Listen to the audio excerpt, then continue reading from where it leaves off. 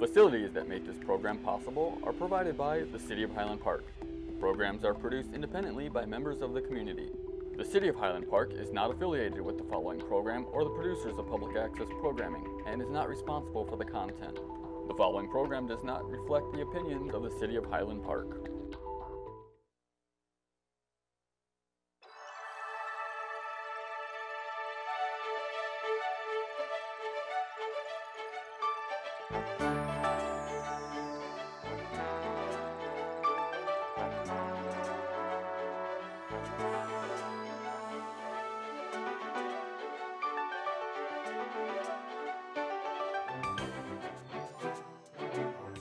Good afternoon. My name is Jennifer Dotson, and I'm the founder and program coordinator for Highland Park Poetry. I'm very pleased to be your host today on Poetry Today. I have a guest, Bakul Banerjee. She is an award-winning author and poet. She's published recently her second collection of previously published poems. The book is titled Bathymetry Poems, which just came out in 2017. She also has a chapbook published in 2010 titled Synchronicity Poems. For the past 20 years, Bakul's poems and stories have appeared in several literary magazines and anthologies throughout the United States and into India. And she's been featured at several poetry readings and has presented multiple poetry workshops. Bakul received her PhD degree from the Johns Hopkins University in Maryland and worked as a scientist at facilities run by the United States Department of Energy. Please welcome Bakul. Thank you so much for coming today. Thank you, it's my pleasure. And so exciting about your new collection. Yes, you know, and I forgot to ask you, who published it, or how was it, how did you self-published. Okay. I have my own print, publishing house called Sumac Press. Oh, wonderful. So okay. I set everything up. And, well, that's a lot. So do you wear all the different hats? So you edit your own material and do everything? One advantage of previously published poem is that they are already published, so they are already vetted by editors. I have some of these editors are excellent, so that is kind of easy thing to do. So I just collect them, and I see. But I also have quite a bit of publishing and book preparation experience. So I did a lot of technical writing for so. Oh, neat. So okay, so the Sumac Press is your Sumac Press. It's my press. Anybody wants to do it? Do publishing, I can do that if you want to. I'm pitching my publishing house. So now these are all poems that were collected between the two books. So you started, so that's like 2010 to 27 to present. The poems that are in the new book? No, actually so I usually wait. 2000 Synchronicity was published at 2010, but the poems were written before that. Okay. So there's no overlap between these two books. Oh, okay. So all right.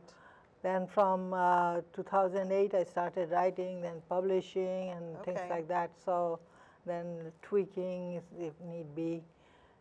And publishing takes time. Sending out and all that. Now that's interesting because many people who come on the show and talk to me about the collections, oftentimes there's like a balance in terms of the number of poems that have been previously published, included in journals or other anthologies. But then the collection does sometimes have unpublished work as well. Yeah, I think also speak from experience, it has. But I think all of them were published somewhere or other. Oh, well, that's kind of because otherwise, once it is published, you cannot do anything else with it other than put out a collection. Right. Yeah. Okay. I have several poems already published somewhere, but they are not in this book yet. I see. Okay. So I have to wait for the next one. I will have to ask the most important question, which is Bathymetry, the title of the collection. What does it mean? As you can see, my first book was Synchronicity. I like to, I don't know, because of my scientific background, and my PhD degree is in computational geophysics. So it is. Say that 10 times fast. No, I'm sorry. No, you don't. Computational geophysics. Yes. Oh my gosh. Okay. Oh, right. There's a lot of math, all math, geophysics. But it also dealt with oceans. Bathymetry, if you Google, you will come up with a lot of information about bathymetry. But then, what the heck is that?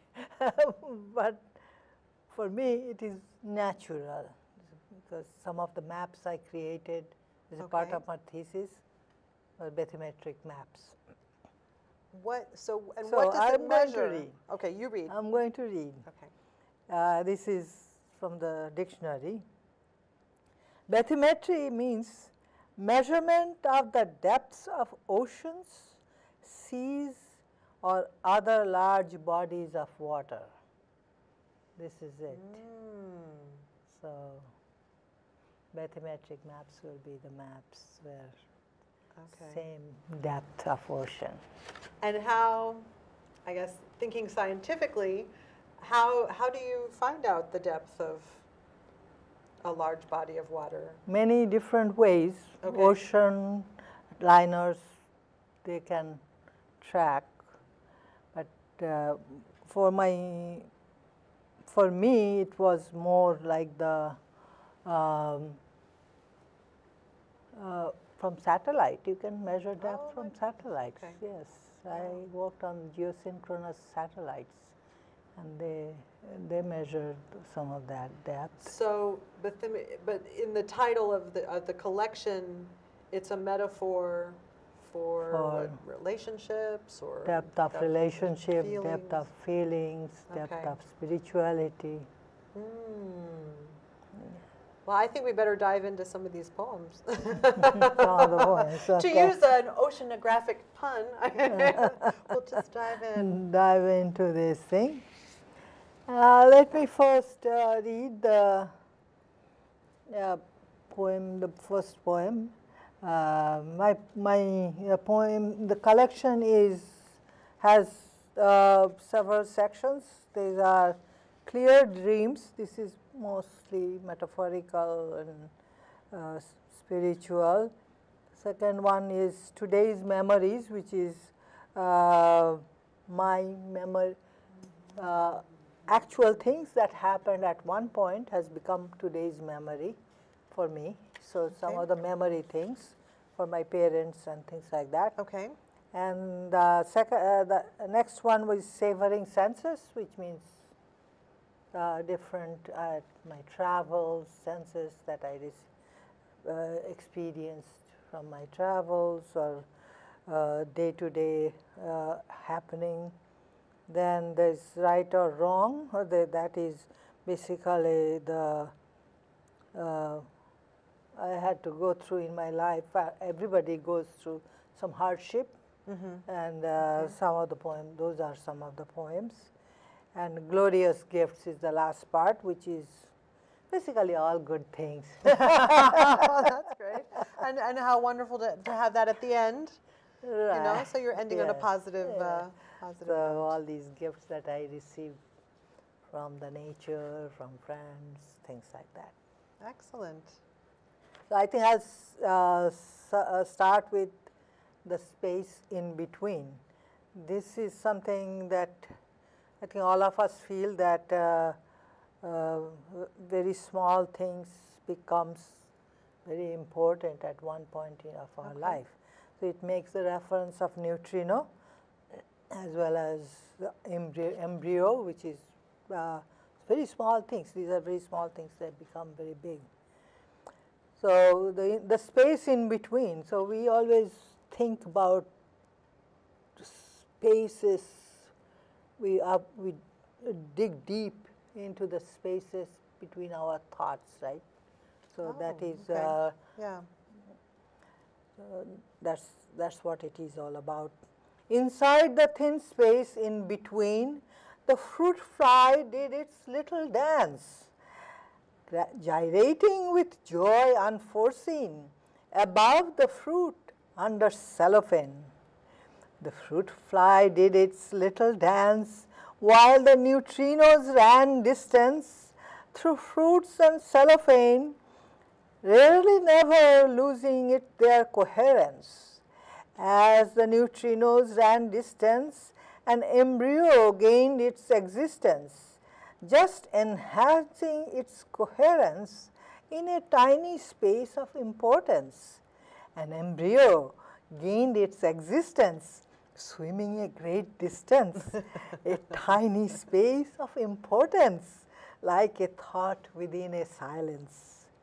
Swimming a great distance, the seed of thought got lodged by the river bank of silence. Later, a giant idea emerged. Oh, wow. Okay. That's great. Now, is that a particular form? I noticed that you used Yes. some lines repetitively. It was. Or is it just like your own form, but that you wanted to reinforce those? No, I think it is. I actually, to be honest with you, I forgot what it was all about. But I think it was started out with a pantoum. Oh, okay. Most likely, it is a pantoum type thing. Okay. Is that a form that you like in general, or are there particular forms of poetry that you enjoy? I actually, in the beginning, I used to write free verse. Then I thought, oh, why not I try some form poems? And I started writing form poems. I thought villanelle, particularly, I enjoy writing villanelles because it allows you to restrict your wild thoughts, so you kind of corral them better. I think form poems have that purpose. Sure.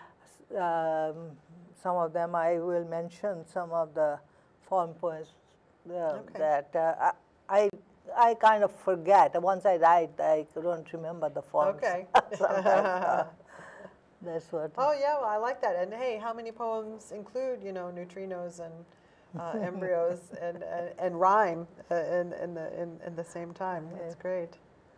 Yes. Yeah, that was. And so, where was this published originally? Too long ago. I don't know. Yeah, you don't this remember. was one of the one of the early first ones. ones. Yeah, Okay. yeah. I have it. Oh, you have I'm to sure. keep track of the spreadsheet, right?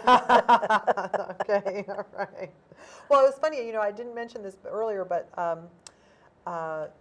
you are the third guest in a row on the show with a scientific, engineering, mathematical background. We had William Marr 2 months ago, and then after that was Kurt Vivang, and now you. And I was like, I'm noticing a trend. All these people who are, their careers or studies, courses of study have all been in science. Yeah, I know Bill Marr very well, and I don't know. You don't know Kurt? No. Okay. Wow. Well, but you mentioned to me that you started writing as a teenager. Yes. Is there something about poetry speaking to a scientific mind, do you think? I don't know. Actually, no. In teenage, I was a math student from age 15. I went to college in age 15 and did a lot of math. But my father was in government service, so we traveled a lot, so I was quite lonely. And my father always encouraged, he was a scientist too, but he encouraged reading literature very much. Okay. And we had, I mentioned to you a little bit before, I had, there is a core group of poets in Calcutta where I was growing up. And at that time, around that time, Allen Ginsberg came and inspired some of those poems. They were writing on their own. They each inspired each other, I should say. Okay. And there was a general environment of literature. Bengal has always been like that. So, a place of culture? A place of culture, literature, Yeah. very vibrant literature. And Penguin India allowed us to buy books, T.S. Eliot, Yeats, and things like that. So they created cheap books. So so I wrote. I was influenced by all kinds of poetry. Okay. Wow. Well, do you have more poems to share with us? Yes, I have some poems. I think this, I'm going to read this poem. This is a little long, but I'm going to read it anyway because this seems to be the most popular poem. Okay. Well, that's what we want on this show, the most popular poem. Most popular Okay. poem, yes. This is called Bay Leaf, and I like my poems to tell a story. Okay. So this is something that happened to me in a, of course, it's some kind of embellishment as usual. The Bay Leaf. A loud knock on the flimsy wooden door jolted three of us. Mother rushed to open it while trying to hide the rip in her sari. A giant of a young Mussulman was standing there, taller than the door. Two taxicabs blocked the alley, a strange sight indeed. 7 men and women, young and old, tumbled out. Neighbors watched the spectacle. My shy little brother ran off and stood still, facing the darkest corner of our only bedroom. That was often his solution. But I remained curious. Mussulman hauled in many valises and suitcases. Others followed. The cab driver needs his fare. Somebody instructed mother. She dived into the dark bedroom. I slipped inside before she could close the door. Shaking out rupees from the hidden rusting tin, she hissed at me, "Get an education and earn money. Then you won't have to bear with this nonsense." That's it.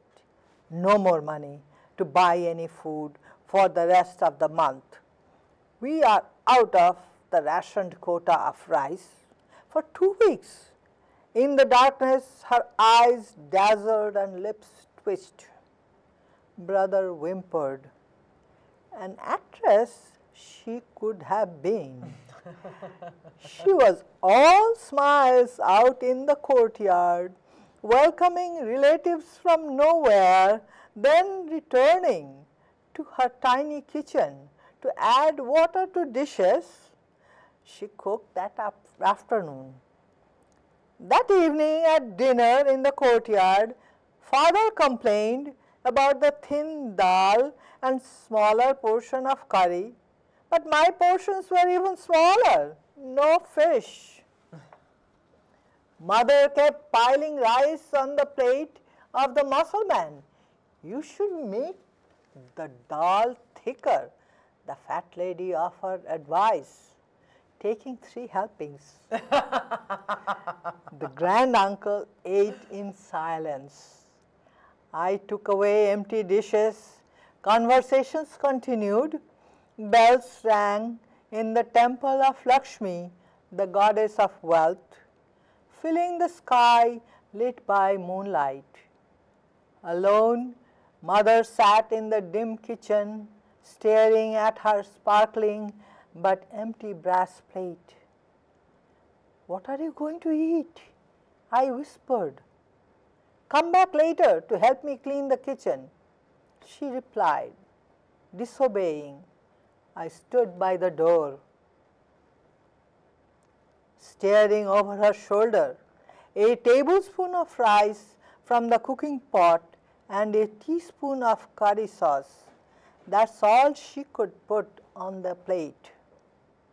With great care, she spread the minuscule mixture around, painting a plateful of food, then ate every grain one by one, slowly, lastly sucking the brown bay leaf. Oh, wow. That's great. Wow, you really do pack a lot of narrative into your poem. I mean, it's a great story. So much, and it paints a very strong picture of your mother. The public presentation, versus the private conversation of, oh my gosh, what are we going to get?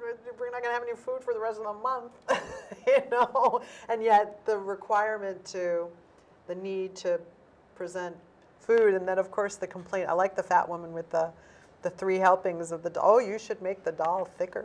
That was good, very good. No, and then of course watching her as she's eating the reality. very remain, the very Yes. little, putting herself after others. So, wow, great poem. Oh, That's thank you. amazing. Yeah. Very popular. Oh, that's a popular one? Yeah. Well, I can understand why, because there's a lot of drama and it's definitely got a good narrative. Good Mother's Day poem. There you go. Right. Yes, a good Mother's Day poem. That's right. By the way, No. my mother is still alive, 96 years old, and she has Congratulations. sharp memory. Now, have you ever read this poem to her?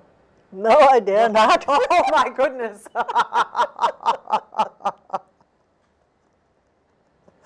So she wouldn't approve. You don't know. We'll never know. No. We'll never know. Okay. Well, the rest of the world thanks you for sharing this insight you. into your mother's character and background. Wow. No, that's great. Well, and I think, there's a lot to be said for narrative poems.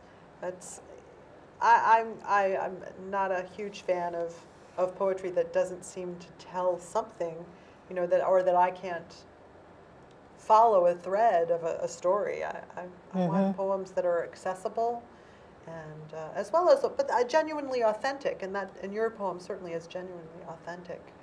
The thing is that even if sometimes I try to write abstract ideas, but a story creeps in. So not necessarily.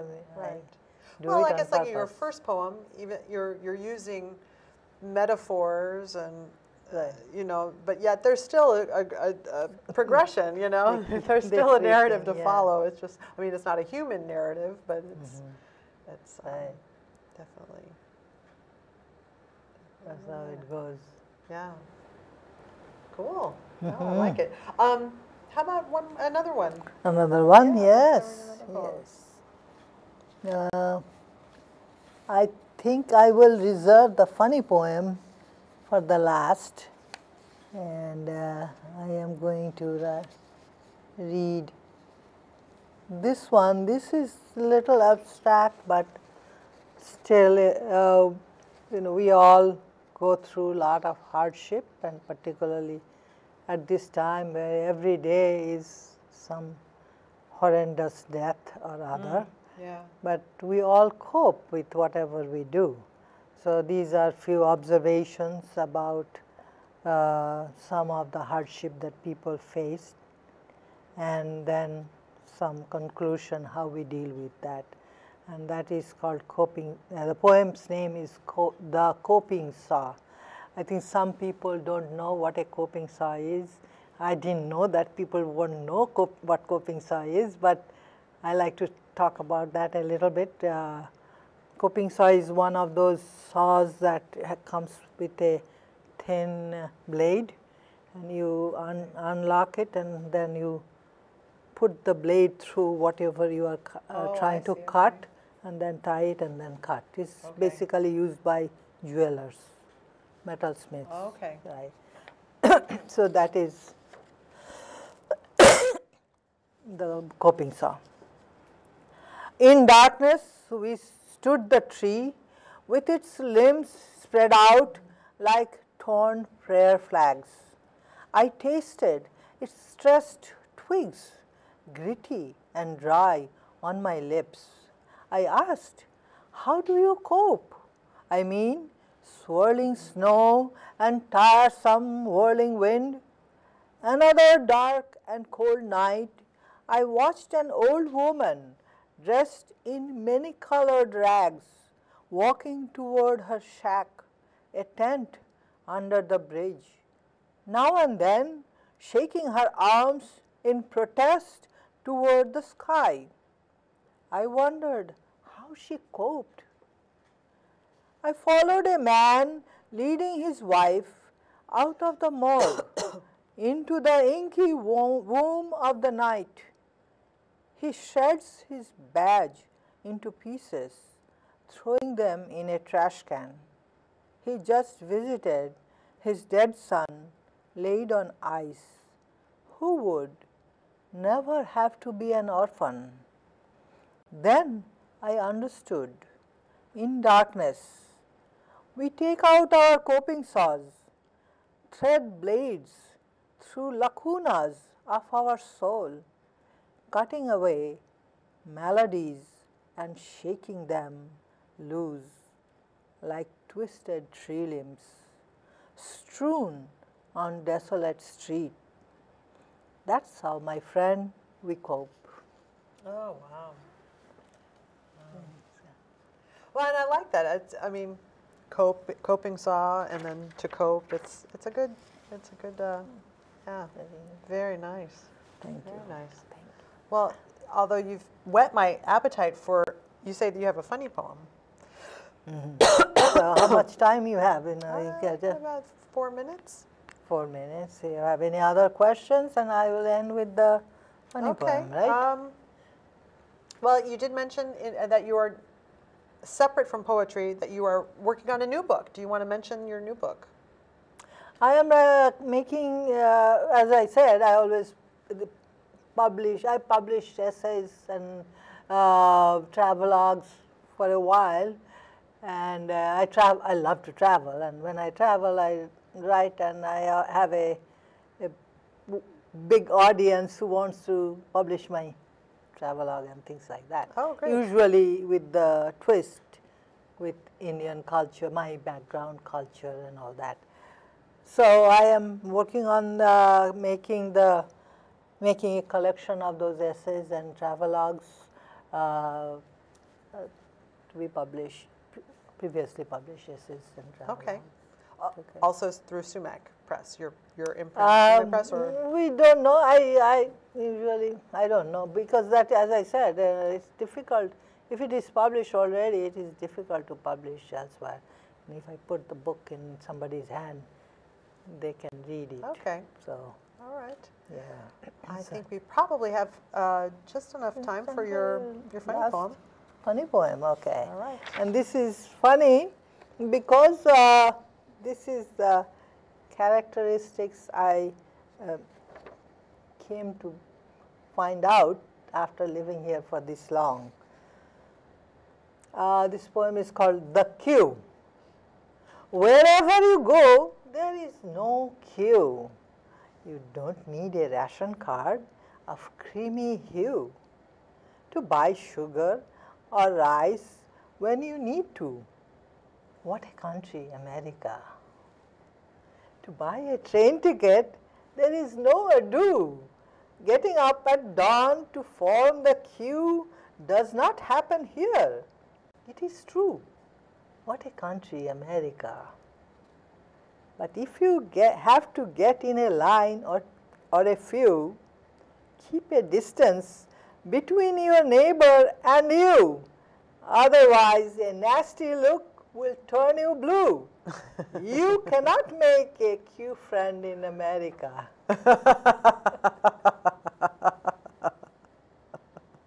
Well, that's a very good poem of the cultural differences of, I mean, where, yeah, you're right. We don't have to get into lines very often. And if we do, we like our space, right? Personal space is very important in this country. Yes, it is. I wonder if that's because of the, I don't know, the Pilgrims, or I don't know. I don't know. I don't know. But so that's a good, very, very good cultural observation of the different. And you did it with rhyme. How fabulous! Lots of poetry. I like that. I like rhyming poems that don't feel like a Hallmark greeting card, but that still are able to get the magic of those words together. Yeah, actually, I used to. I met Thomas Lux. Oh, Thomas Lux. Yes. Lux. Well, we've got to wrap it up. I'm sorry, but Yeah. thank you so much. This was wonderful to hear your poems from your book, Bathymetry. So glad to talk to you Thank today. you. It was my pleasure entirely.